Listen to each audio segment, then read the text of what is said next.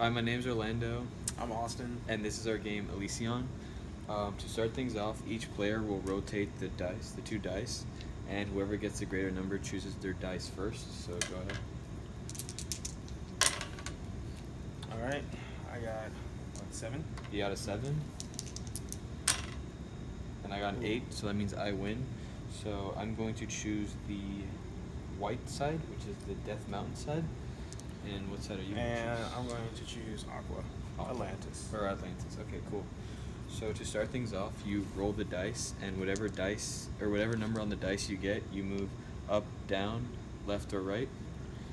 So You cannot go diagonally because if you did go diagonally, then it's only 7 spaces to the middle, and we don't want to make the game too short. Right. So I'm going to start off. I got an 8 again. What a coincidence. So I'm going to go 1, 2, 3, 4. Get a card. And the way card blocks work is when you land, or a side block, you get 3 cards.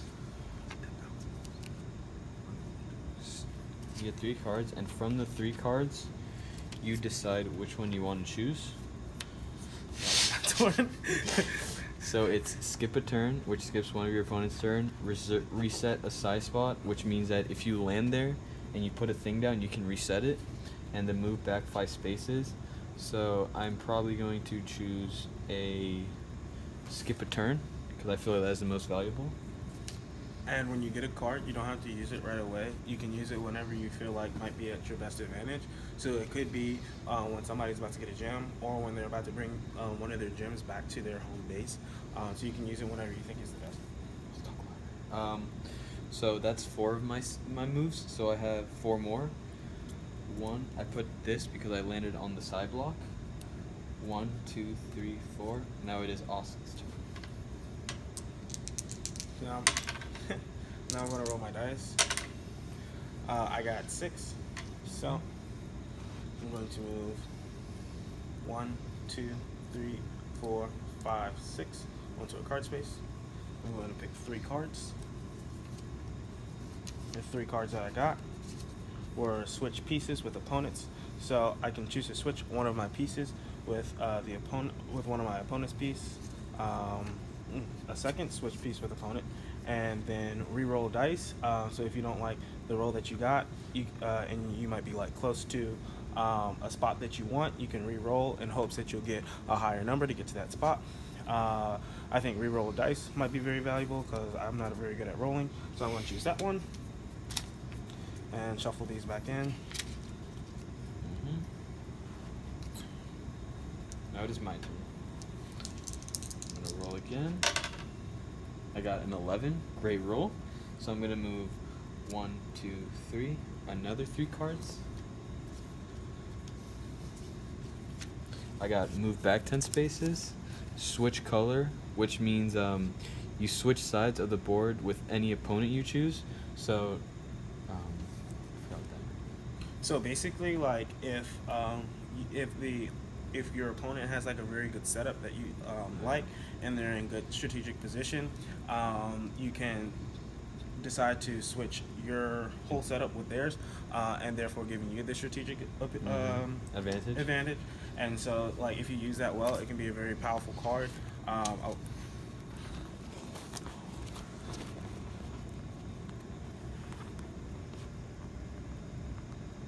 That kind of card will mostly get used like towards the end of the game.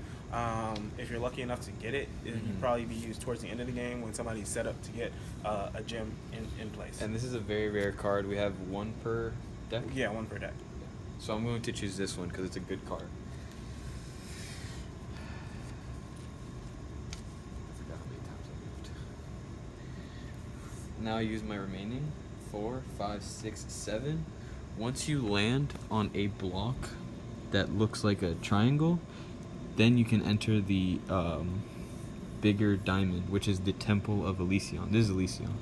So now I grab my gem, and I start moving back the remaining pieces. That is 3 more. 1, 2, 3. And that's my final 11.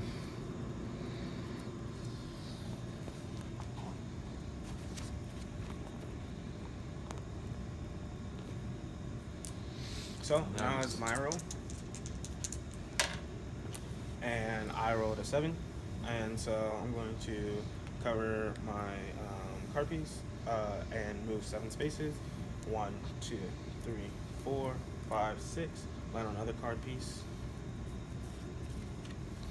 The 3 cards I got was move back 20 spaces, restart opponent's piece, or double dice value. So since he's been getting really good rolls, and he usually does, I'm going to get restart opponent's piece so that I can push his piece back to its spawn point or at the beginning. So I'll take that card, put these in the bottom. And then I have one more move left, so I'm going to move one more piece closer towards the temple. And that basically is how the game is played. As you move towards the end game, you start getting setups like this, where you have pieces all around.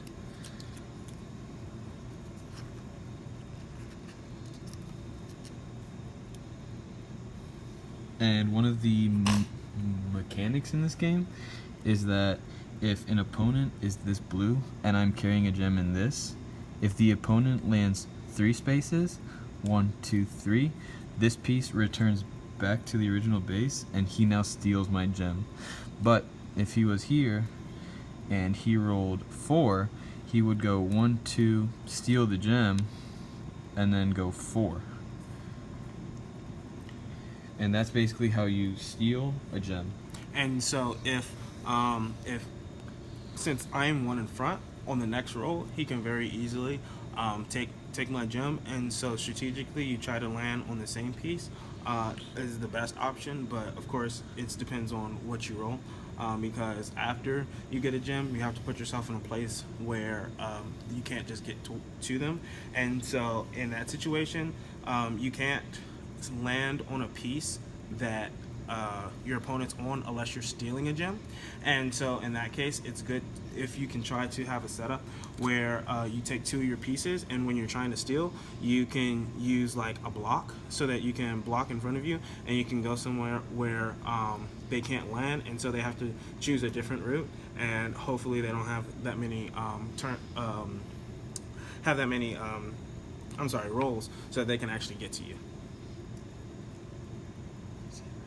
And so I think that's pretty much it for our gameplay. Some obvious changes that we did to our gameplay was that instead of having just color pieces, we wanted to add like a lot of value to like what the pieces were. So we added the biomes, which are the Atlantis, which is water.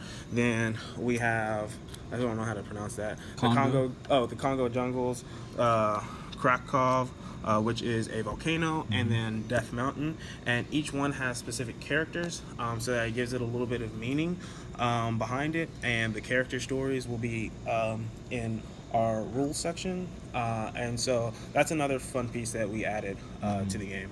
We also added this Elysian, who is the guardian of the temple. Oh, and then the tile pieces. Before it was a little bit restricted. Some of the feedback we got was that it was like restricted as far as the path that they could take. So we gave them pretty much any path that they desired, and so it gives them a little bit more skill to figure out how they want to move, and so they're not just stuck on one, 2 to 3 paths. And that concludes our gameplay demo. Thank you. Thank you.